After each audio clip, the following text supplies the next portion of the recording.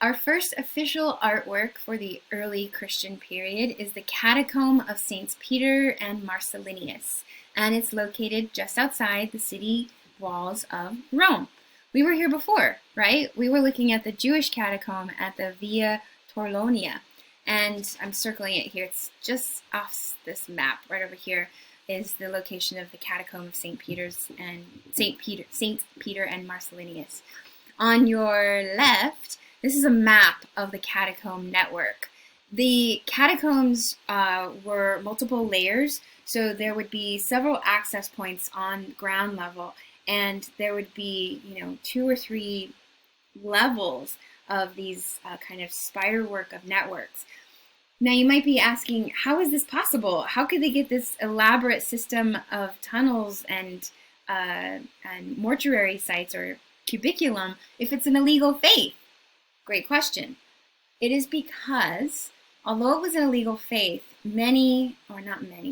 some of its followers were wealthy, and they bought pieces of land outside of the city gates and secretly used these plots of land for catacombs for their fellow Christians.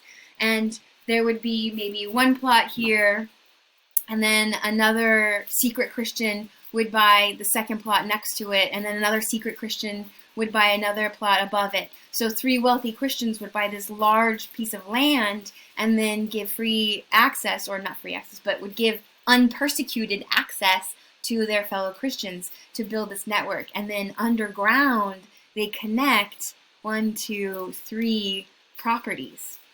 I know, it's insane, right? So let's go inside. Here we are. This is one cubiculum in the catacomb. So cubiculum, remember our vocab, cubiculum means room, and it should look similar to what we saw in the Jewish catacombs because they serve similar functions. We have plastered walls with painted scenes of their faith, and then in these negative spaces, these niches, the bodies would be laid or interned. You can see some of the plaster has fallen, and you see the interior brickwork of the catacomb. And these specific catacombs were restored very recently. I don't think that they might not be open right now to the public. You'll have to check. But here we are in one of the rooms in this network of catacombs. You notice our date. These catacombs were built in the early 4th century, so the early 300s, probably around the time that Constantine was being more lenient and then signing the Edict of Milan. Some students might think, well, why are we looking at this? If you said that this faith started in the year 30, why are we looking at this in the year 300? What about 300 years of art? It's not really a lot of it. Remember, for 300 years, it was extremely secretive and literally underground and had to be hidden away or destroyed. And so the art that we're looking at here is, think of it as the end of that time of secrecy, and we're seeing the visual development or evolution of an illegal faith and how it is manifested over a 300-year period. Does that make sense?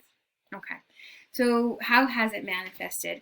Well, we see similar use of geometric or rectilinear panels with figures inside, like what we see in Pompeii, like what we see in the Jewish catacombs, which shouldn't be a big deal or some kind of strikingly new, because they are of the same world, just a different subject matter, the Christian faith. Let's look at another view here. So I've highlighted what we're looking at, the cubiculum, that small room. And then within the small room, the shelves, those recesses where the bodies would be laid, those are called loculi. Loculi, shelves for bodies. And so here in this image, you can see how some of the loculi have been broken into, and the bodies have been removed, right? And then others remain or have been replastered. These squares here, those are also loculi. Let's look at the ceiling. So we're standing in the same room, but we're looking up. Oh, here you can see how some of the bodies have been put on display. So when we look up at the ceiling, this is the next title, or this is the artwork of, this is the title of our next artwork. This specific ceiling is called The Good Shepherd and the Story of Jonah. It's descriptive because what we see is in the center, we see the image of Christ as the Good Shepherd, and surrounding it is the story of Jonah. What this ceiling is showing us is the connection between the Jewish faith and the Christian faith, because the Christian faith is seen as an amendment to the Jewish faith, and the Jewish scripture, their Tanakh, is seen as the early testament or the Old Testament, and then the new faith, the Christian faith, and the amendments to the scripture are seen as the New Testament. So we have Old Testament and New Testament, and they are exhibited here with a story from the Old Testament and then a description of Jesus from the New Testament. Here's another view of this ceiling. The story of Jonah is told in the roundels, these round elements. And the way that we're supposed to read this, if you're not familiar with the story of Jonah, Jonah was swallowed by a fish and lived inside the fish for 3 days. This story of Jonah, there he is coming out of the fish.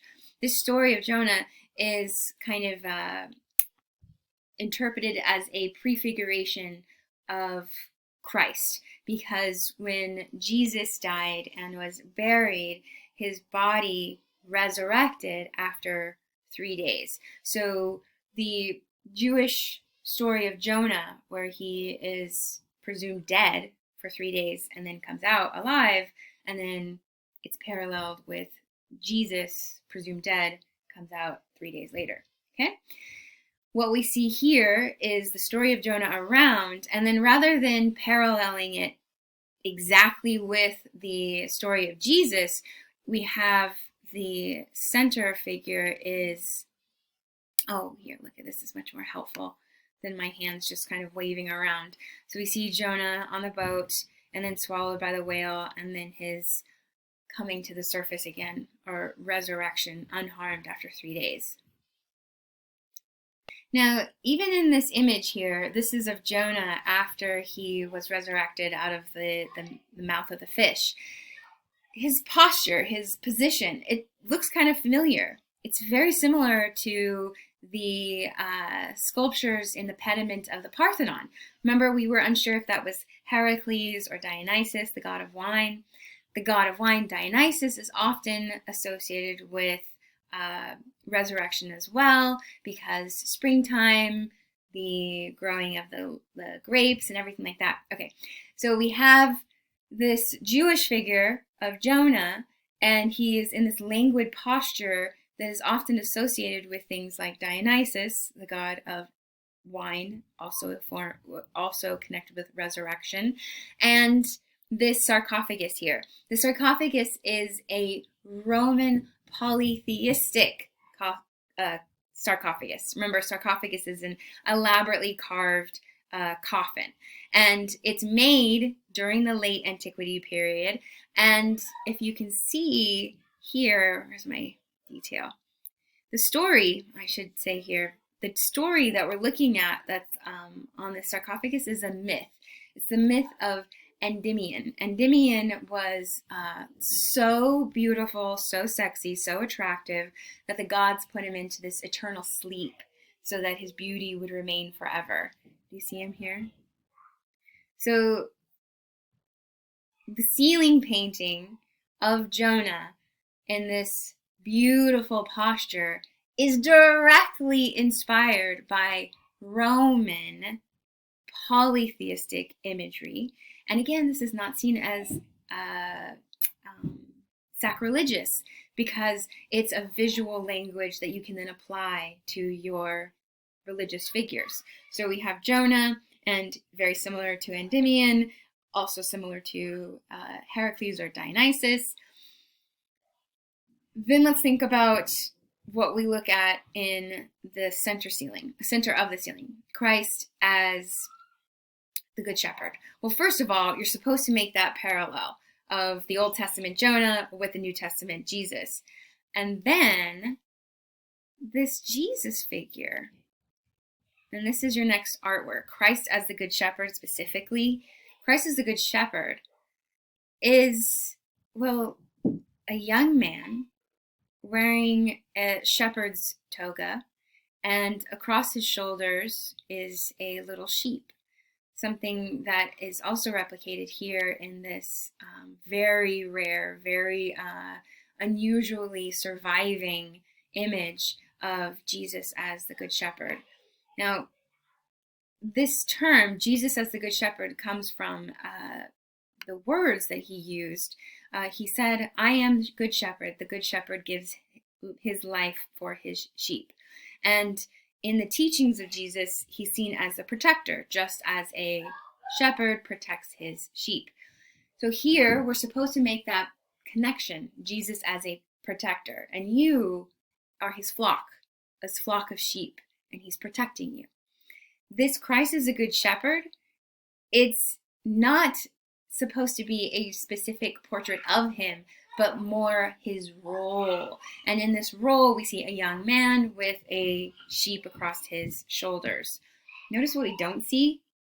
A beard. Jesus doesn't have a beard here. We will see when Jesus grows a beard and why. But I want you to think of Christ as a Good Shepherd as a role as a protector. And that is important and significant at this time because it's illegal to be a Christian and you need a lot of protection. So the imagery of Christ as a Good Shepherd is a very common image in early Christian art. It should make a connection to what we've seen in the past. The idea of those who are protecting and giving of sacrifice. That is nothing new. We saw that in Rhombos, right? The Moschophoros. Now, while Moschophoros was giving of a calf to a goddess as a sacrifice, that's not exactly what is happening here. Jesus is not giving this sheep to be sacrificed, but it is then making the connection between Jesus as a sacrifice. I know. I'm so sorry if this is overwhelming. It's a lot of theology. It's a lot of religion. But let's see how we can visually connect it to these previously understood works of art. So Rhombos, giving of the calf, was to tie the sacrifice to Rhombos. Jesus holding the sheep is to tie a sacrificial lamb to the sacrificial Jesus. And just as a shepherd protects his flock, Jesus protects those because this is a time of intense persecution in the Roman Empire. Let's pull back out again and look at some of the other figures. Here we are. So around, and there would have been a fourth, it's just been heavily damaged, but around the story of Jonah and the Christ as the Good Shepherd, we have these male figures with their hands open and out. This type of posture, this type of figure, we call an orant. O-R-A-N-T. Orant, a figure with both arms raised, and this is an ancient gesture of prayer. It's not specific to the Christian faith. It's not specific to the Jewish faith. We see this in some other images like Livia, a Roman woman, and here in this gesture of prayer. So we're seeing these parallels across cultures and faiths because it's a visual way of expressing something, some information. So here the Orants, they are giving their gestures of prayer and surrounded by the Old Testament Jonah and the New Testament Jesus. Here, just to pull it back even further, here we are looking at ancient Egyptian art. Check it out. Orant, giving of prayer. to the gods.